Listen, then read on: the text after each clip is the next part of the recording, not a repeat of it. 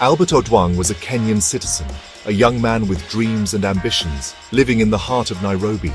He was known to his friends and family as a kind, hard-working individual who wanted nothing more than to build a better future for himself and those he loved. But in June 2025, Albert's life was cut short under tragic and mysterious circumstances while he was in police custody. The news of his sudden death sent shockwaves through his community and across the nation. His death has become a powerful national symbol, igniting widespread outrage and raising urgent questions about police accountability, transparency, and the very meaning of justice in Kenya. The public is demanding answers. What really happened to Albert? Who is responsible for his death? Will those in power ensure that justice is served, or will this case be swept under the rug like so many before it? Albert was not a celebrity or a politician. He was an ordinary person, just like millions of other Kenyans. That's what makes his story so relatable and so alarming. If it could happen to him, it could happen to anyone, anywhere in the country. His case has exposed deep-seated fears and anxieties within Kenyan society, that those entrusted to protect citizens might sometimes be the very source of harm and injustice. Conflicting reports, allegations of misconduct, and a lack of transparency have emerged, turning Albert's death into a critical test for the country's justice system and its willingness to confront uncomfortable truths. The Independent Policing Oversight Authority now faces immense public pressure to investigate thoroughly and provide clear, honest answers to a nation demanding accountability. The outcome of this case will not only determine the fate of those involved, but will also shape public trust in the police and the nation's commitment to justice for years to come. For Albert's family and for the entire country, the hope is simple yet profound: that the truth will come out, that justice will be served, and that no other family will have to endure such a loss in the future. Albert Ojwang's ordeal began on June 7, 2025, with his arrest in Homa Bay County. He was transferred to Nairobi as the alleged offense was linked to the capital. The journey placed him entirely under police control, ending at the Directorate of Criminal Investigations headquarters. After processing, he was moved to Central Police Station, arriving late in the evening. What happened next is the focus of intense investigation. Official records show he was booked into the cells, but his health deteriorated rapidly. Officers claimed he was unwell and took him to the hospital, but accounts of his condition conflict sharply. Albert Ojwang was pronounced dead at Mbagathi Hospital, sparking public outcry. The Independent Policing Oversight Authority is now tasked with uncovering the truth behind his final hours. The chain of events that would ultimately lead to Albert Ojwang's arrest began quietly on June 4, 2025, inside a bustling police station in Kenya.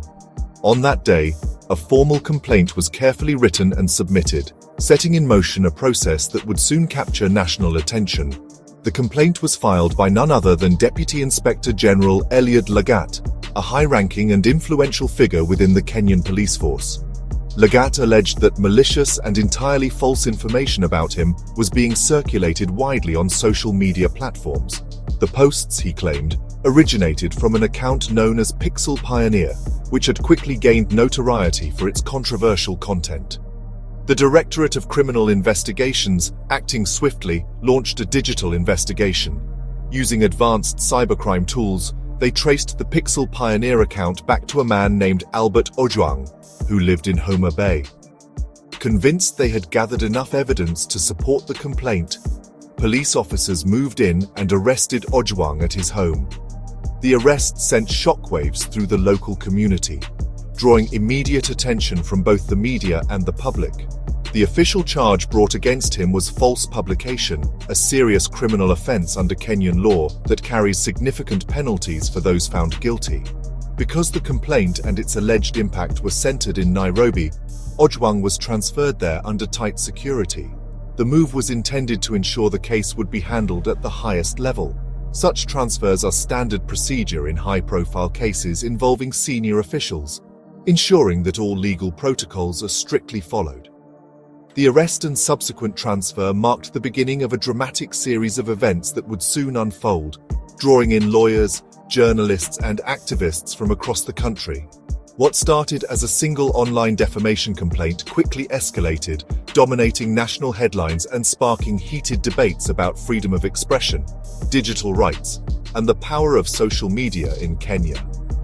The legal process, which began with a single tweet, would ultimately end in tragedy, leaving a lasting impact on the nation and raising difficult questions about justice and accountability.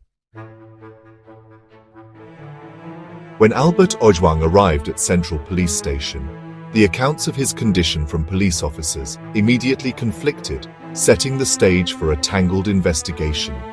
What happened to him in those crucial moments remains unclear, as the official story began to fracture almost instantly.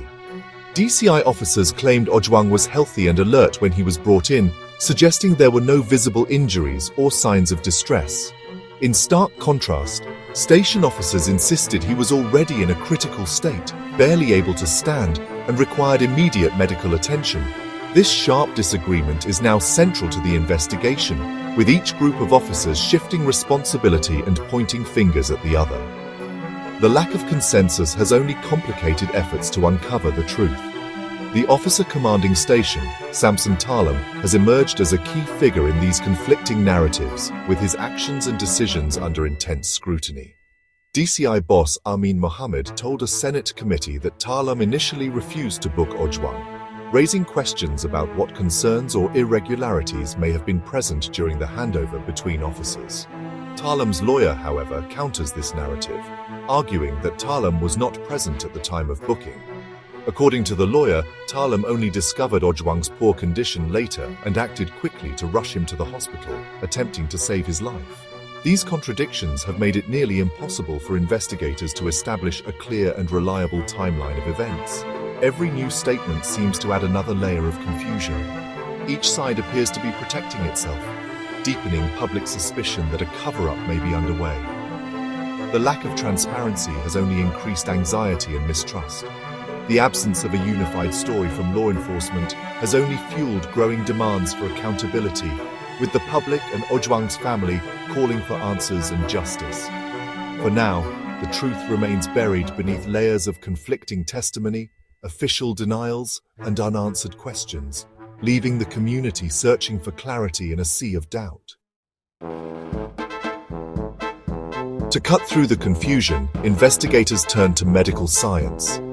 An autopsy on June 10, 2025, revealed Albert Ojwang died from severe head injury caused by blunt force trauma. There was also evidence of neck compression, suggesting restricted breathing. Multiple subcutaneous bruises indicated a widespread physical assault. The findings point to a violent, unnatural death, far from a medical emergency or self-harm. The autopsy ruled out suicide, contradicting initial police theories. The injuries were not self-inflicted. The evidence strongly suggests murder. These scientific findings are now the foundation of the investigation. The focus has shifted from how he died to who inflicted the fatal injuries. The autopsy demands accountability for a brutal act committed in police custody. In a case like this, CCTV footage should have been the most reliable witness. Investigators expected the Central Police Station's cameras to reveal the truth. But when the Independent Policing Oversight Authority tried to retrieve the footage, they found it missing. The system had been deliberately tampered with, especially in the OCS's office. This wasn't a technical glitch. It was a clear act of evidence destruction. Without video, investigators are left with only conflicting testimonies. The missing footage suggests an active effort to hide the truth. Tampering with evidence is itself a serious crime, raising suspicions of a cover-up. Now, investigators must find not only who killed Albert Ojwang, but also who tried to erase the evidence. With the autopsy confirming a violent death and key evidence missing, the investigation has zeroed in on the officers involved. The Independent Policing Oversight Authority has identified at least 18 officers for questioning. 14 from both the Central Police Station and DCI have already given statements. Officer Commanding Station Samson Talam has been named the prime suspect, based on his authority and alleged interactions with Ojwang. Talam denies wrongdoing and is cooperating with the investigation. Some officers have attended interviews with lawyers, aware they could face charges. Investigators are comparing statements, searching for inconsistencies and the truth. The absence of CCTV footage makes this process even more challenging. IPOA must now separate fact from fiction to determine who is responsible for Albert Ojwang's death. Despite progress, many critical questions remain. IPOA must complete forensic analysis of evidence from the station and the autopsy. DNA or trace evidence could link specific individuals to the assault. Medical records from Mbagathi Hospital will be compared with the autopsy report. More witness statements are needed, from other officers, civilians, and detainees. The family's account will help complete the picture. The biggest question: who delivered the fatal blows? Investigators must also uncover who tampered with the CCTV system. Only by answering these questions can justice be served. Albert Ojwang's case is a turning point for Kenya, highlighting the urgent need for police accountability.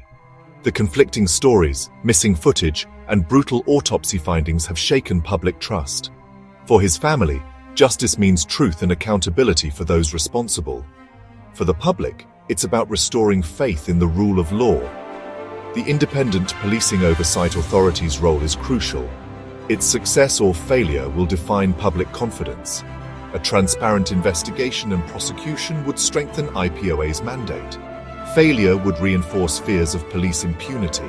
The nation is watching, demanding a thorough, impartial process. Albert Ojwang's death must lead to real change in policing and human rights protections. The demand is clear truth and justice for Albert Ojwang.